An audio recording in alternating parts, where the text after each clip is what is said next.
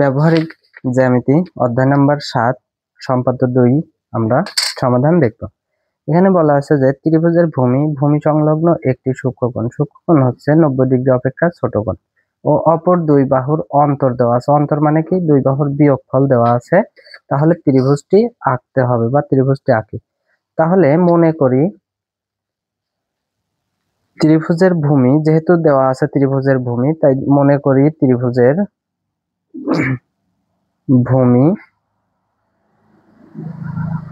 এ, মনে করি ত্রিভুজটির ভূমি এ দেওয়া আছে এবং অপর দুই বাহুর অন্তর মানে দুই বাহুর বিয়োগফল। অবশ্যই অন্তর থাকলে পরে একটু ছোটই থাকে এবং অন্তরকে সাধারণ অন্তর আমরা ডি জানি।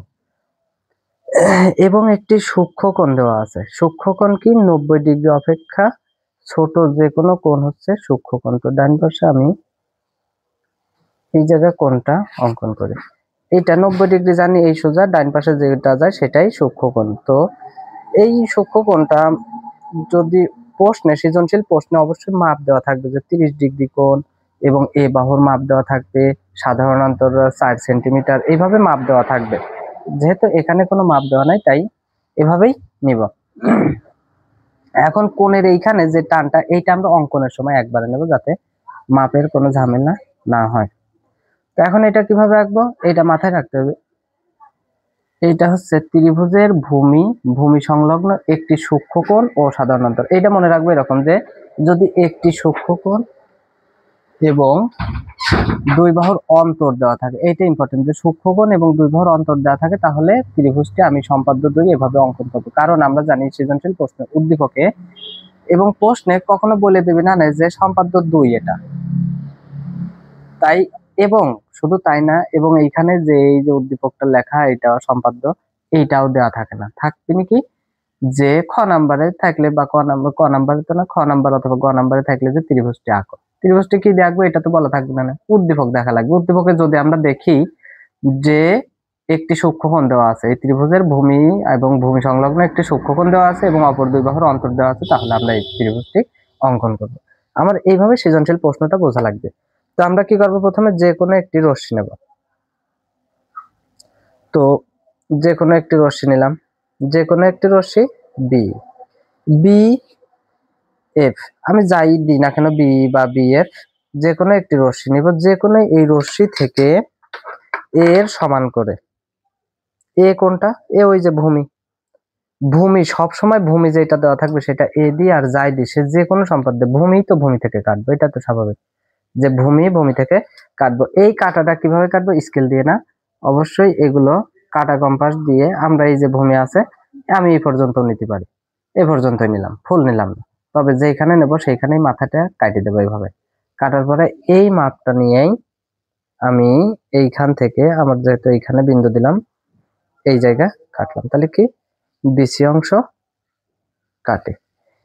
এখন বিসি রেখার বি বিন্দুতে এই জায়গায় আমার যে কোণটা আছে, এই এক্স কোণ, এইটা যদি আমি নাম দিই এক্স কোণ, তাহলে বিসি রেখার এই বি বিন্দুতে এক্স কোণের সমান করে একটি কোণ আঁকায়। সেই কোণের নাম দেবো কি? সিবি। এইখানে যে নাম দেবো না, তাহলে সিবি, ই দিলে ই, ডি দিলে ডি।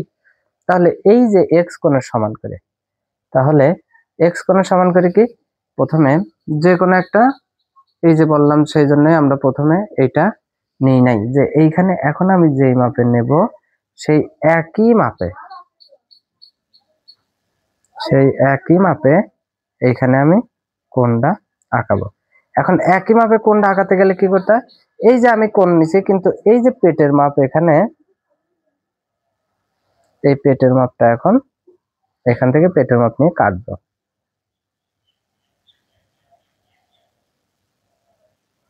পেটের মাপ নিয়ে কাটলাম, তাহলে এই কোণ হুবহু এখানে তুলে নিয়ে আসা হলে, তার মানে বিসি রেখার বি বিন্দুতে এক্স কোণের সমান করে এই যে এখানে যে বিন্দুটা এখন তৈরি হয়েছে এই বিন্দু বরাবর কিন্তু যাবো। এইগুলো অনেকের ঝামেলা আছে, ঠিক করে নেওয়া লাগবে যে আমি এখন দাগটা কোন পাশ দিয়ে দেবো। এইখানে যে বিন্দুটা তৈরি হয় এই বিন্দুটি বরাবর আমি টানটা নেব।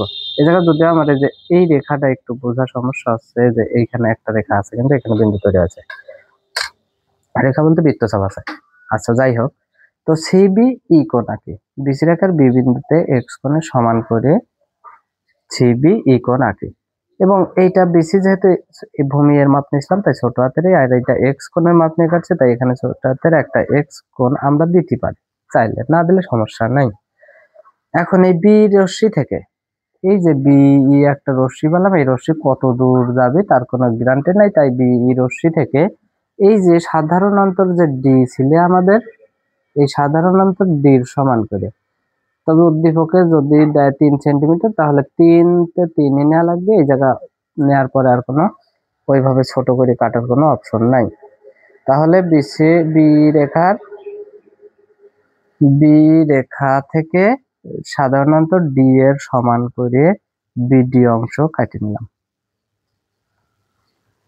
বি থেকে এই ডি সমান করে বিডি অংশ কাটলাম। এখন বিডি রেখার এই জায়গা ডি আর একটা হচ্ছে সি, এই সি কমা ডি যোগ করব, সি কমা ডি কি করব এখন যোগ করব। তো যেভাবেই হোক না কেন এই যে আমি সি আর এই যে সি আর ডি এই দুইটা যোগ করব।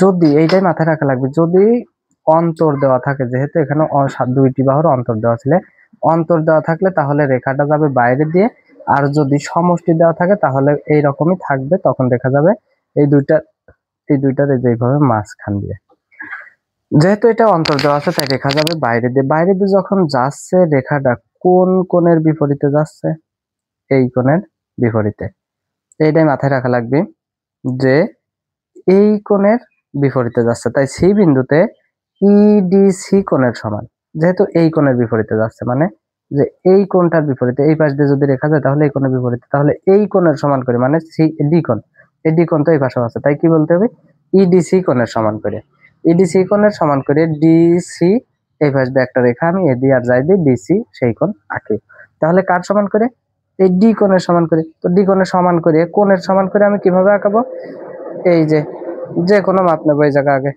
যে কোনো মাপ নিয়ে কাটা কম্পাস লড়ে গেলে পরে একটু সমস্যা হয়, এই কোণের সমান করে আমি প্রথমে আগে এইখান থেকে এই রেখার উপরে আঁকাবো, এই রেখার উপরে যেহেতু এই কোণের বিপরীতে যাচ্ছে আঁকালাম এই কোণের সমান করে, এবং এই কোণের পেটের মাপ নেব, পেটের মাপ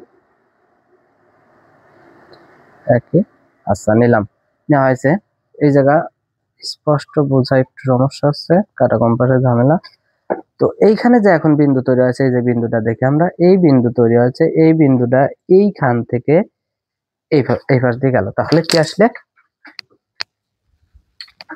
তাহলে এই ডি কোণের সমান করে বা ইডিসি কোণের সমান করে ডিসি এই জায়গা এ কোণ অঙ্কন করি, তাই এ বি সি নির্ণয় ত্রিভুজ।